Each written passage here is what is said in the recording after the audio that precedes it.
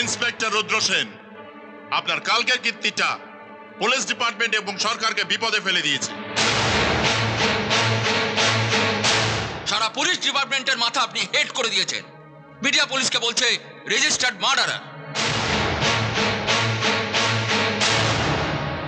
এই দেখুন, এই কাগজে দেখুন, এই কাগজে পণ্ডিত অজয় সিনহা সরকারের কাছে জানতে চেয়েছে কি কারণে পুলিশ তার শীর্ষকে গুলি করে শেষ করেছে।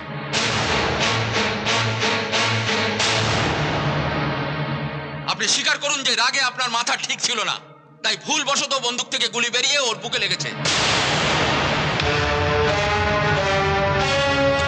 মাথাটা আমার ঠিকই ছিল স্যার, আর বন্দুক থেকে গুলিটা বেরোয়নি, আমি নিজেকে বাঁচাতে ওকে গুলি করেছিলাম।